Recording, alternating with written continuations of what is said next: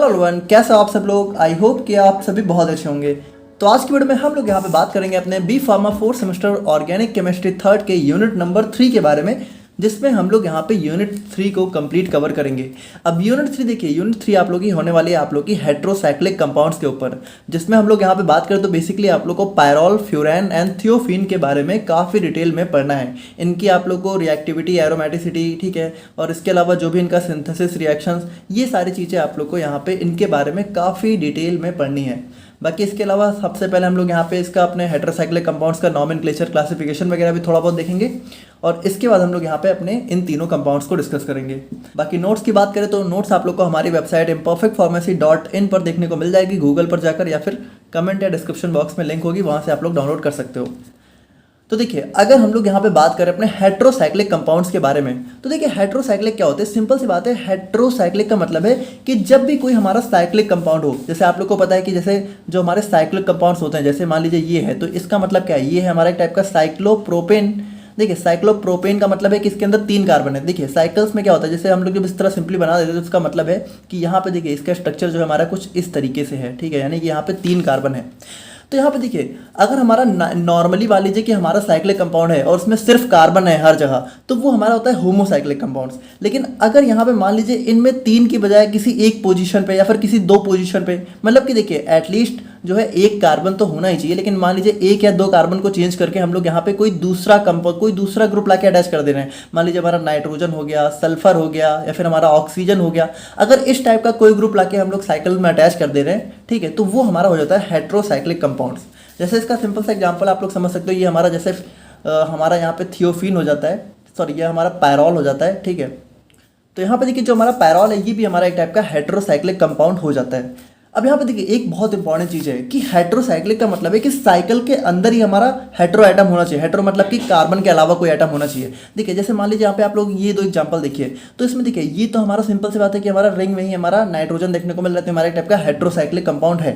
लेकिन यहाँ पे अगर आप लोग इस स्ट्रक्चर को देखो तो यहाँ पे भी देखिए एक हेट्रो एटम तो है, लेकिन क्या ये हमारा हेट्रोसाइक्लिक है? तो यहाँ पे देखिए ये हमारा हेट्रोसाइक्लिक नहीं है, क्योंकि इसमें जो हमारा हेट्रो एटम है वो हमारा साइकिल के बीच में नहीं है। देखिए रिंग के बीच में होना चाहिए हमारा हेट्रो एटम, तब जाके हमारा हेट्रोसाइक्लिक कंपाउंड होता है। तो देखिए heterocyclic compounds are organic compounds जिसमें हमारी एक रिंग स्ट्रक्चर होती है, जिसमें एटलीस्ट एक एटम होना चाहिए कार्बन के अलावा। देखिए बाकी तो हमारा कार्बन ही होता है, ठीक है। जब भी हम लोग यहाँ पे इस तरीके से कुछ भी बनाते हैं तो इसका मतलब है कि यहाँ पे इन पोजीशंस में हमारा कार्बन है, लेकिन यहाँ पे हेट्रो एटम में क्या, हेट्रोसाइक्लिक में क्या होता है, कार्बन के अलावा कुछ होता है। अब इन नॉन कार्बन एटम्स में देखिए जनरली मोस्ट कॉमनली जो होते हैं वो हमारा नाइट्रोजन, ऑक्सीजन, सल्फर, यही सब होते हैं। मतलब इसके अलावा भी होते हैं, बट मोस्ट कॉमनली यही तीनों आप लोग को देखने को मिलेंगे। और इसका एक एग्जाम्पल हमारा हो जाता है फ्यूरैन, जिसके बारे में हमें और डिटेल में भी पढ़ना है। अब अगर हम लोग यहाँ पे इसके क्लासिफिकेशन की बात करें तो यहाँ पे देखिए इसका क्लासिफिकेशन जो है बहुत अलग अलग टाइप से हो सकता है। जैसे एक हो गया बेस्ड ऑन रिंग साइज, की रिंग साइज कितना है, फिर एक एरोमेटिसिटी हो गया, नंबर ऑफ रिंग्स कितनी है, और एक हमारा हो गया टाइप ऑफ हेट्रो एटम। तो एक एक करके देखते हैं, आप लोग समझ जाओगे, बहुत सिंपल है। सबसे पहला आता है बेस्ड ऑन रिंग साइज। देखिए रिंग साइज का मतलब है कि हमारी जो रिंग है वो कितनी बड़ी है। जैसे देखिए भाई सिंपल सी बात है, मान लीजिए कि हमारा अगर सिर्फ 3 मेंबर की रिंग है तो वो छोटी होगी, 4 की और बड़ी, ठीक है, 5 की और बड़ी, और 6 की हमारी और बड़ी हो जाएगी। तो इस तरीके से रिंग साइज कितना है, ठीक है। तो इसमें देखिए इसमें भी जनरली हम लोग बात करें तो एक हमारे 3, 4, 5, 6, 7 इस टाइप से देखने को मिलती है। तो 3 मेंबर की बात करें तो सिंपल सी बात है, इसके अंदर हमारे 3 एटम्स होंगे टोटल मिला के, ठीक है, 2 कार्बन होंगे, और मतलब देखिए अब इसमें डिपेंड करता है, जैसे कि इसके भी 2 टाइप होते हैं। एक होता है विथ 1 हेट्रो एटम, यानी कि जो हमारे 3 मेंबर रिंग है इसमें सिर्फ एक ही हेट्रो एटम होगा, बाकी 2 कार्बन होंगे। और एक हो गया कि विथ 2 हेट्रो एटम, यानी कि इसमें 2 हेट्रो एटम होंगे और सिर्फ एक ही कार्बन होगा रिंग में, ठीक है। तो जैसे 1 हेट्रो एटम की बात करें तो हमारा एजेरिडीन हो गया, ऑक्सीजन हो गया, और 2 हेट्रो एटम की बात तो हमारा डाईएजेरिडीन और डाईऑक्सीजन। तो ये सारा हमारा जो है हो जाता है। बहुत सिंपल है, इसमें कुछ मतलब इतना है नहीं, आप लोगों को समझ में आना चाहिए, बहुत सिंपल है।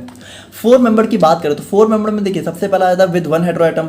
तो 1 मतलब कि एक ही जगह पे होगा तो हमारा एजेटिडीन, ऑक्सीडेन। और विद मोर देन 1 की बात करें तो मोर देन 1 मतलब एक से ज़्यादा, तो यहाँ पे जैसे इसका एग्जांपल हो गया डाई एजेटिडीन, जिसके अंदर हमारे 2 हेट्रो एटम है, यानी 2 नाइट्रोजन है, और ऑक्साजेटिडीन, यानी कि जहाँ पे एक नाइट्रोजन और एक ऑक्सीजन है और 2 कार्बन है। तो ये कुछ खास है नहीं, है ना, आप लोग को समझ में आ रहा होगा कितना सिंपल है ये। और फिर हमारा 5 मेंबर जिसमें हमारा 5 टोटल नंबर्स होते हैं। देखिए 5 कार्बन से नहीं है, 5 टोटल नंबर होंगे, टोटल मेंबर होंगे रिंग में, ठीक है। अब डिपेंड करता है जितना हेटेरो एटम होंगे उसको हम लोग माइनस कर देंगे रिंग के टोटल नंबर से, तो हमारा कार्बन का नंबर आ जाएगा। अब जैसे 1 हेटेरो एटम की बात करें तो हमारा फ्यूरैन, पायरॉल, ठीक है, थियोफिन, ये तीनों हमें अपने सिलेबस में पढ़ने हैं।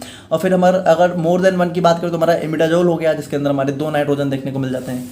6 मेंबर की बात करें तो इसके अंदर भी हमारा जैसे एक हेटेरो एटम्स की बात करें तो हमारा पायरिडीन हो गया, मोर देन 1 की बात करें तो हमारा पिरिमिडीन हो गया, ठीक है। तो इस तरीके से आप लोग देख सकते हो कि बहुत ही सिंपल है।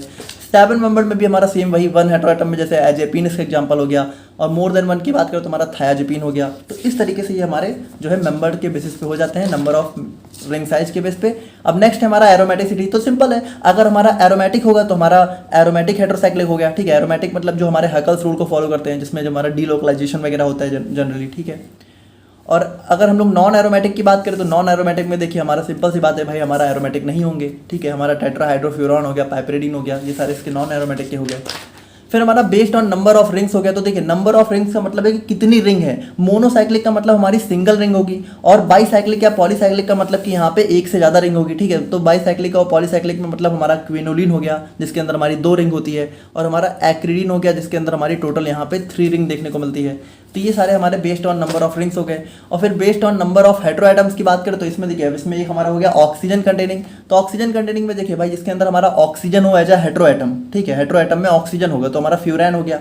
नाइट्रोजन की बात करें तो हमारा पायरिडीन हो गया। सल्फर की बात करें तो हमारा थियोफिन हो गया। और मिक्स्ड हेटेरो एटम की बात करें तो यानी इसके अंदर हमारे एक से ज़्यादा ऑक्सीजन, नाइट्रोजन, सल्फर सब मिला के हो सकते हैं, तो हमारा ऑक्साजोल हो गया।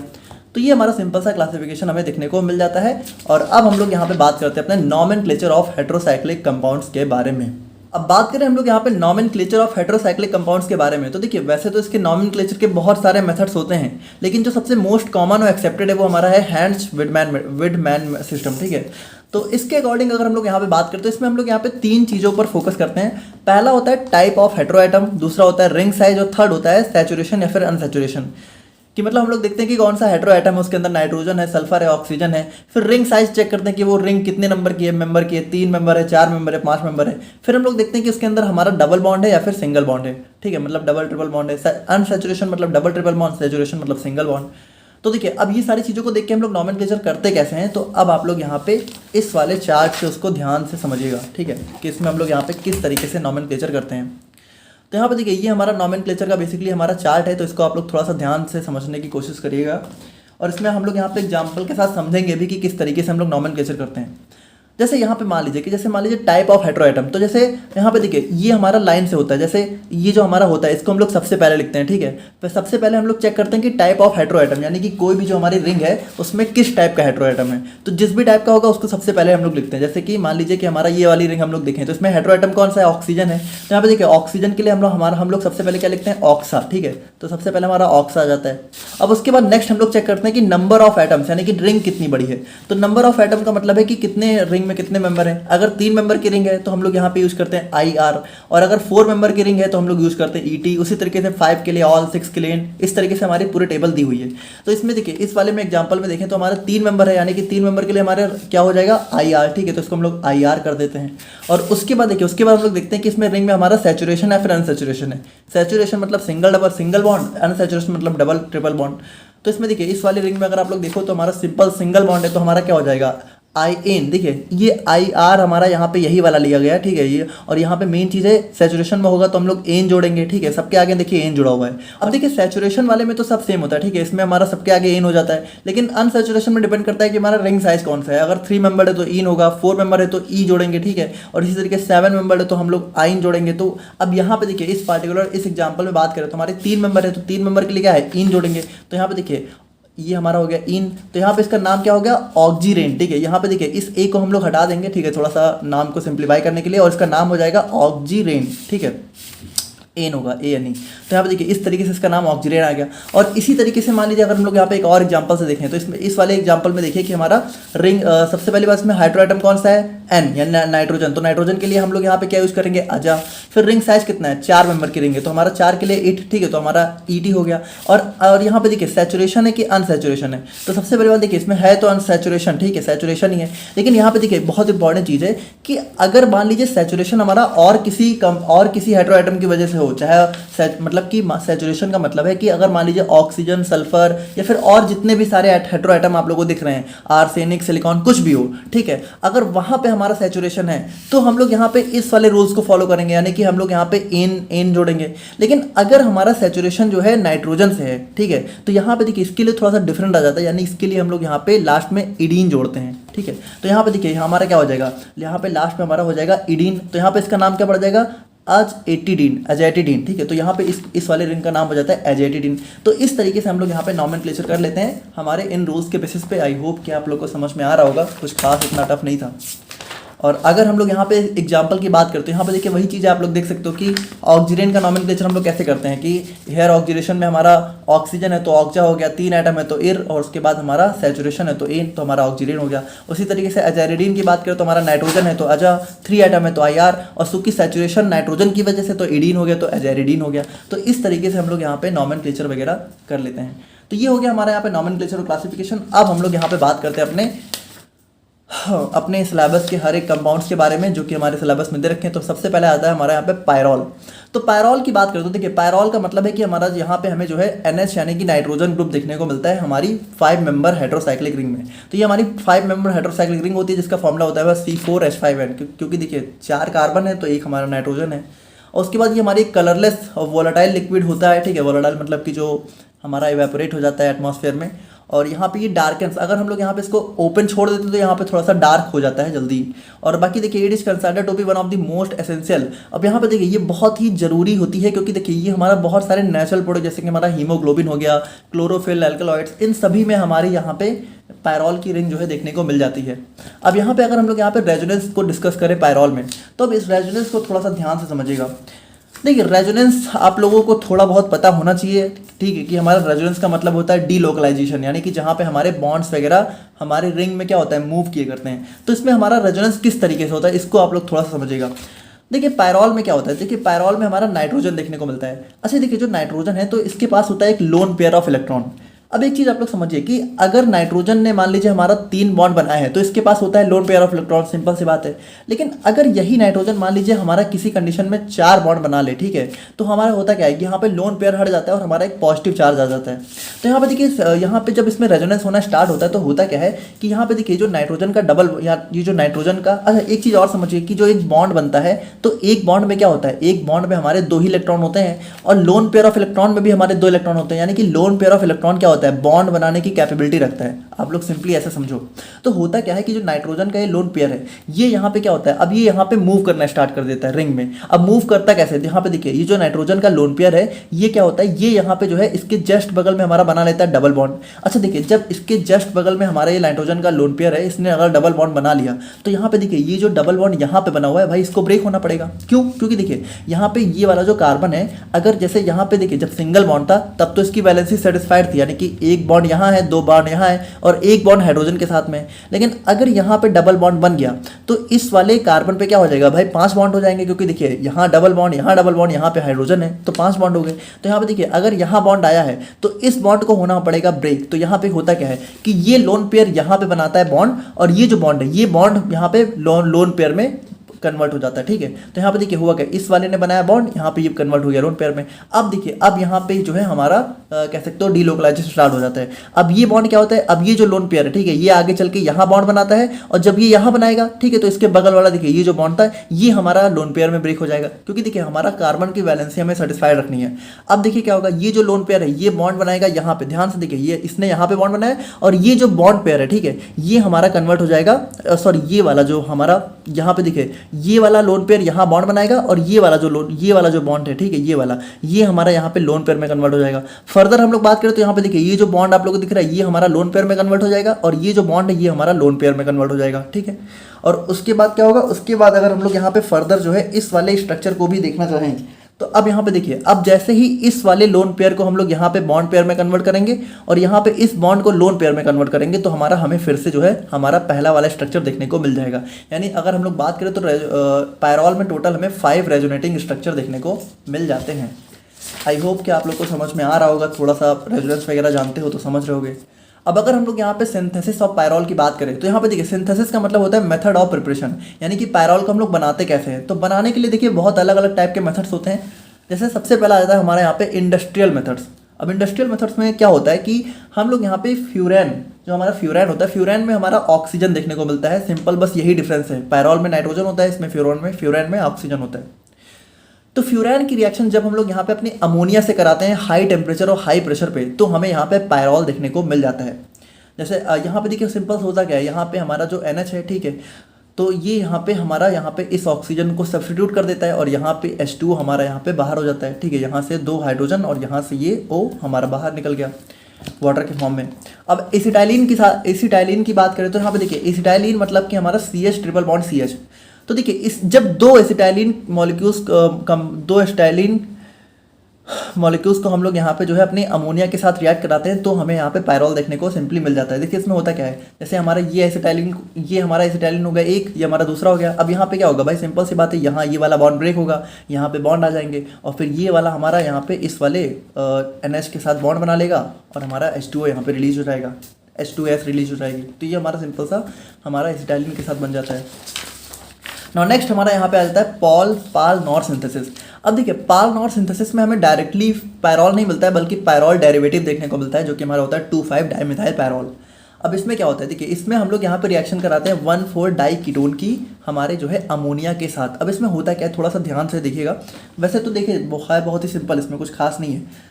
जैसे इसमें क्या हो रहा है, इसमें यहाँ पे देखिए जो हमारा NH3 है, तो इस NH3 से जो हमारा NH है वो यहाँ पे आके अटैच हो गया। अब यहाँ पे देखिए क्या हुआ, यहाँ पे ये दोनों ऑक्सीजन हमारे रिलीज हो गए। तो यहाँ पे देखिए ये 2 ऑक्सीजन आप लोग को मिले, 2H2O मतलब कि यहाँ पे 2 ऑक्सीजन यहाँ आ गए।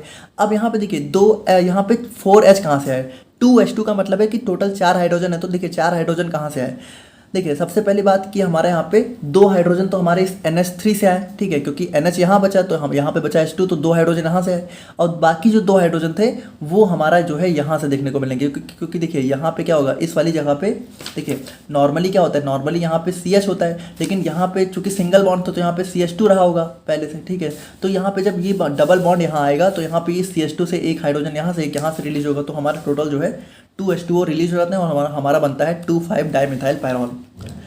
नाउ नेक्स्ट हमारा हो जाता है हैंड्स पायरोल सिंथेसिस। अब इसको थोड़ा सा ध्यान से समझिएगा, थोड़ी सी कॉम्प्लिकेटेड है, तो थोड़ा सा यहाँ पे ध्यान दीजिएगा। इसमें होता क्या है कि हम लोग यहाँ पे बीटा कीटो एस्टर जैसे कि हमारा इथाइल एसीटो एसीटेट, इसकी रिएक्शन हम लोग कराते हैं अल्फा क्लोरो एसीटेट, जिसको हम लोग यहाँ पे अल्फा हेलो कीटोन भी बोल सकते हैं।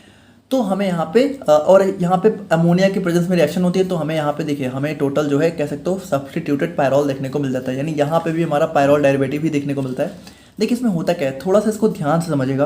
देखिए जो बीटा कीटो एस्टर है, तो यहाँ पे देखिए ये हमारा जो है इसमें देखिए कहाँ है, देखिए इस वाले यहाँ पे देखिए ये इन तीनों ने यहाँ पे बीटा कीटो एस्टर अल्फा क्लोरोकीटोन और NH3 इन तीनों ने मिलकर इस स्ट्रक्चर को कैसे बनाया, इसको थोड़ा सा ध्यान से समझिएगा। देखिए यहाँ पे जो आप लोग को CH दिख रहा है, तो ये कौन सा CH है, ये देखिए ये यहाँ वाला CH है, ठीक है। और उसके बाद देखिए यहाँ पे इस वाले ये वाला CH हो गया, फिर यहाँ पे देखिए ये वाला कार्बन यहाँ वाला कार्बन यहाँ मिल गया, फिर ये डबल बॉन्ड O और फिर ये हमारा OR2, तो यहाँ तक का मिल गया। अब यहाँ पे देखिए, अब यहाँ पे हुआ क्या, अब ये देखिए ये C डबल बॉन्ड C, अब यहाँ पे हुआ क्या, ये ऑक्सीजन का डबल बॉन्ड यहाँ शिफ्ट हो गया और ऑक्सीजन यहाँ पे रिलीज हो गया, ठीक है। कहाँ रिलीज हो गया, ये देखिए ये H2O में आप लोग को ऑक्सीजन दिख रहा है, ये यहाँ पे रिलीज हो गया और फिर ये हमारा रहा R1। तो इतना आप लोग समझ गया।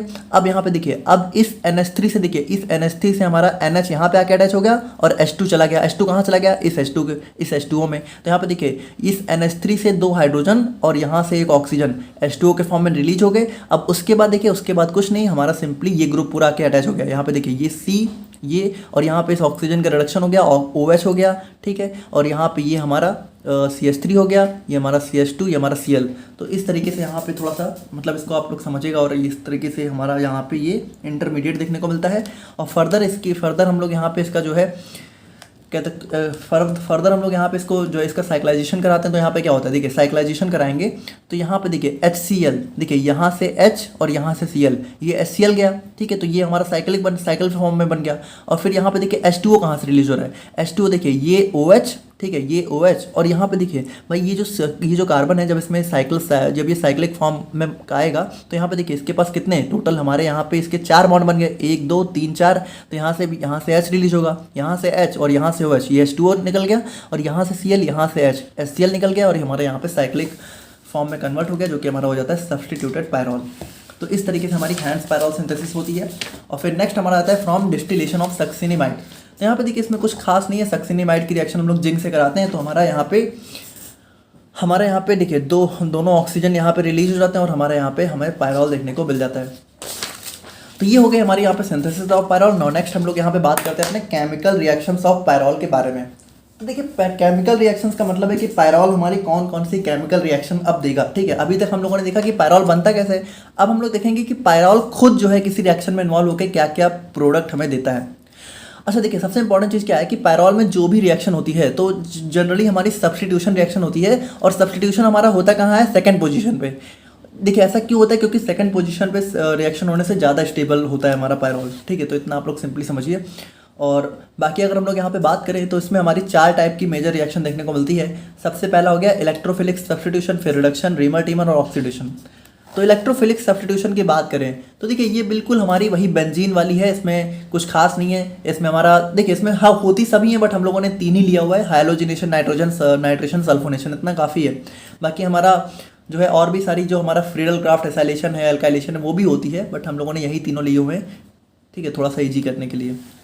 हेलोजिनेशन की बात करें तो हमारा सिंपल सी बात है कि इसमें हमारा हेलोजन ग्रुप आके अटैच हो जाएगा। तो जैसे यहाँ पे अगर मान लीजिए ब्रोमिनेशन कराते हैं, हेलोजिनेशन में भी अलग अलग टाइप है, तो ब्रोमिनेशन कराते हैं तो हमारा 2 ब्रोमो पायरॉल देखने को मिल जाता है। सेकंड पोजीशन पे हमारा Br ने हाइड्रोजन को सब्स्टिट्यूट कर दिया। मैकेनिज्म वगैरह अगर आप लोग को जानना है तो आप लोग बेंजीन वाला लेक्चर देख सकते हो, हम लोगों ने काफ़ी डिटेल में एक्सप्लेन किया हुआ है।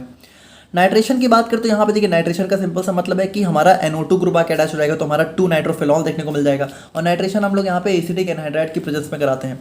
और सल्फोनेशन में हमारा क्या होता है, SO3H ग्रुप आके अटैच होता है, तो हमारा 2 पायरॉल सल्फोनिक एसिड देखने को मिल जाता है। और हमारी रिएक्शन जो है फ्यूमिंग सल्फ्यूरिक एसिड की प्रेजेंस में होती है। नाउ नेक्स्ट हम लोग यहाँ पे रिडक्शन की बात करें। रिडक्शन देखिए, अब रिडक्शन का मतलब क्या हो, या तो लॉस ऑफ ऑक्सीजन, या तो जो है एडिशन ऑफ हाइड्रोजन, और या तो लॉस ऑफ इलेक्ट्रॉन। तो यहाँ पे क्या हो रहा है, यहाँ पे देखिए रिडक्शन में क्या हो रहा है, पायरॉल से हमारा डबल बॉन्ड्स रिड्यूस हो रहे हैं, मतलब कि लॉस ऑफ इलेक्ट्रॉन हो रहा है, ठीक है। तो हमारा पायरोलिडीन देखने को मिल जाता है। तो यहाँ पे इसकी ये हम लोग जो है हाइड्रोजन और निकल की प्रेजेंस में बहुत ही हाई टेम्परेचर पे रिएक्शन कराते हैं। और रीमर टीमर रिएक्शन की बात करें तो इसमें क्या होता है, इसमें हमारा यहाँ पे KOH की प्रेजेंस में हम लोग पायरॉल की रिएक्शन अपने जो है मिथाइल क्लोराइड के साथ कराते हैं, तो हमें यहाँ पे जो है देखने को मिल जाता है 2 फॉर्माइल पायरॉल, ठीक है। तो ये हमारा 2 फॉर्माइल पायरॉल हो गया। और उसके बाद अगर हम लोग यहाँ पे ऑक्सीडेशन की बात करते तो ऑक्सीडेशन मतलब सिंपल सी बात है कि हमारा एडिशन ऑफ ऑक्सीजन हो सकता है। तो यहाँ पे देखिए क्या हो रहा है, हमारा ऑक्सीजन 2 ऑक्सीजन अटैच हो रहे हैं, तो इसकी रिएक्शन हम लोग यहाँ पे अपने क्रोमियम ट्राईऑक्साइड की प्रेजेंस में कराते हैं, और हमें यहाँ पे मैलिसिमाइड देखने को मिल जाता है। मैलिसिमाइड मतलब यही हमारा पायरॉल 2,5 डायोन को ही हम लोग मैलिसिमाइड भी बोल सकते हैं। तो देखिए थोड़ा बहुत इसमें कुछ चीज़ें आप लोग को याद भी करनी पड़ेंगी, क्योंकि इतना हर चीज़ें समझने वाली भी नहीं होती हैं, बट जो चीज़ें थी मैंने आप लोग को थोड़ा बहुत समझा दी हैं।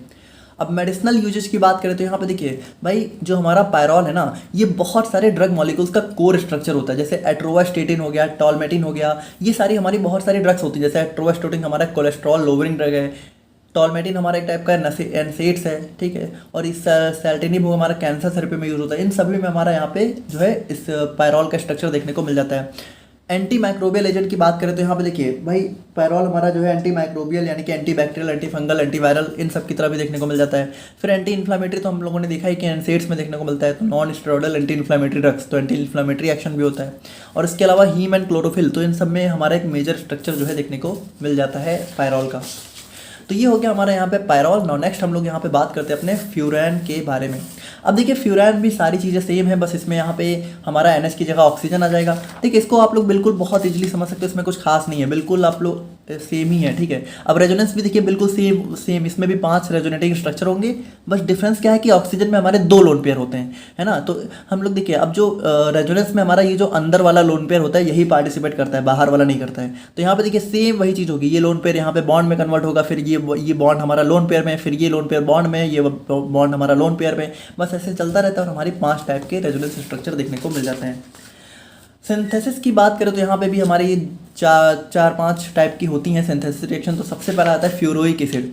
अब फ्यूरोइक एसिड में देखिए भाई सिंपल सी बात है, इसमें हम लोग बस डी कार्बोक्सिलेशन करा देंगे।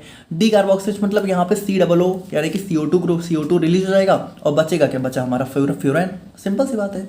और 1,3 ब्यूटाडाइन की बात करें तो यहाँ पे देखिए भाई इसमें क्या है, इसकी रिएक्शन हम लोग यहाँ पे कह सकते हो अपने कॉपर कैटलाइज्ड रिएक्शन हम लोग कराएंगे। तो यहाँ पे क्या होगा, बस सिंपली हमारे यहाँ पे ऑक्सीजन आके अटैच हो जाएगा, बाकी सब तो सेम ही बना हुआ है। तो ये हमारा ब्यूटाडाइन से हो गया।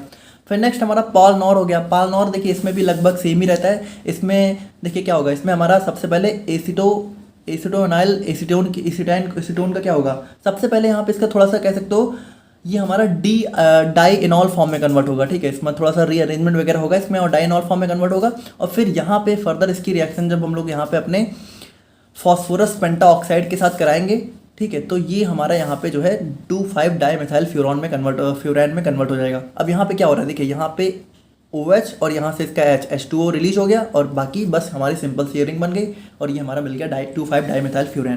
देखिए है कितना सिंपल है, बस आप लोग को ये बस हो गया, काम खत्म।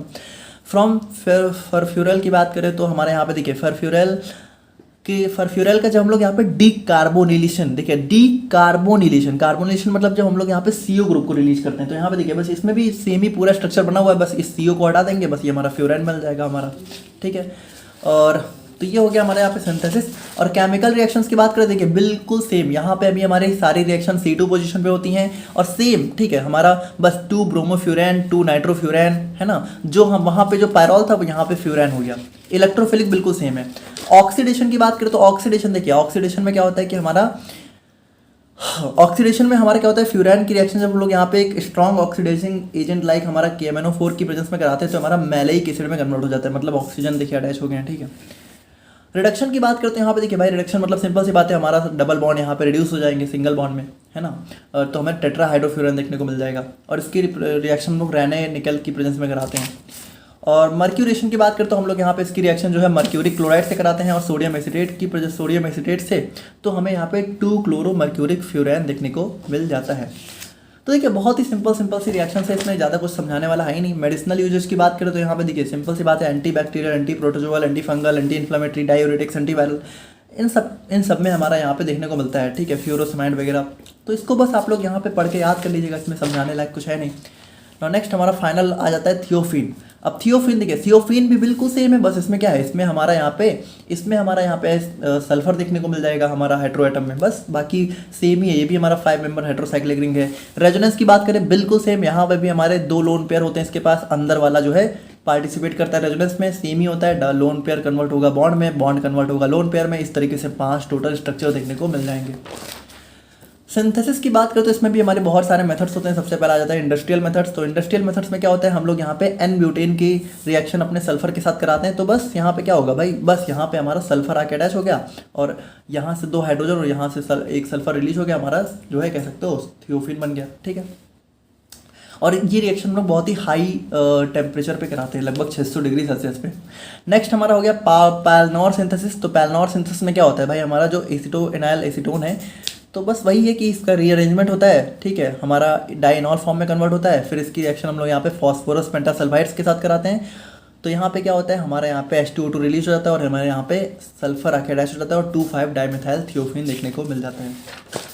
और एसिटाइलिन की बात करें तो एसिटाइलिन वाला देखिए बिल्कुल सेम ही है जो हम लोगों ने स्टार्टिंग में देखा था अपने पायरॉल के साथ, कि हमारा यहाँ पे एसिटाइलिन में क्या होगा कि हमारा यहाँ पे जैसे जो हमारा CH ट्रिपल बॉन्ड CH है, ठीक है, तो ये CH ट्रिपल बॉन्ड CH और फिर ये CH ट्रिपल बॉन्ड CH। तो यहाँ पे क्या होगा भाई, इसकी रिएक्शन हम लोग H2S से कराएंगे, तो यहाँ पे क्या होगा भाई, यहाँ पे ऐसा आके अटैच होगा, ये बॉन्ड बन गया, ये बन गया हमारा, और यहाँ पे ये डबल बॉन्ड यहाँ पे रिलीज हो गया, तो यहाँ पे बन गया हमारा थियोफिन और H2 रिलीज हो गया। तो ये हमारा सिंपल सा हो गया सिंथेसिस। और अगर हम लोग यहाँ पे केमिकल रिएक्शंस की बात करें तो इलेक्ट्रोफिलिक देखिए बिल्कुल सेम ही रहने वाला है। यहाँ पे भी सेकंड पोजीशन पे होती हैं 2 ब्रोमोथियोफिन 2 नाइट्रोथियोफिन 2 थियोफिन 2 सल्फोनिक एसिड, सेम ही है। मर्क्यूरेशन की बात करें तो यहाँ पे मर्क्यूरेशन में हमारा क्या होता है कि हम लोग यहाँ पे मर्क्यूरिक क्लोराइड से रिएक्शन कराते हैं, तो हमारा जो है थियोफिन 2 मर्क्यूरिक क्लोराइड देखने को मिल जाता है और HCl रिलीज हो जाता है। रिडक्शन की बात करें, रिडक्शन में यहाँ पे आप बिल्कुल सेम ही है, हमारा डबल बॉन्ड रिड्यूस हो जाएंगे सिंगल बॉन्ड्स में, पैलेडियम और चारकोल की प्रेजेंस में।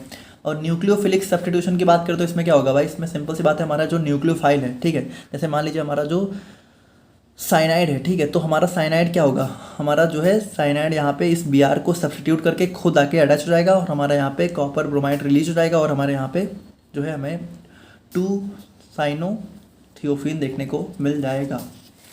और बात करें हम लोग यहाँ पे मेडिसिनल यूजेस की, तो मेडिसिनल यूजेस देखिए बस सिंपल ही कि हमारा anti bacterial agent, anti inflammatory, anti depressant, diuretics, इन सब की तरह हमारा इसका यूज देखने को मिलता है। अब देखिए आप लोग ये मत सोचेगा कि मैंने बहुत जल्दी जल्दी में ख़त्म कर दिया, इसमें ज़्यादा कुछ समझाने वाला था नहीं।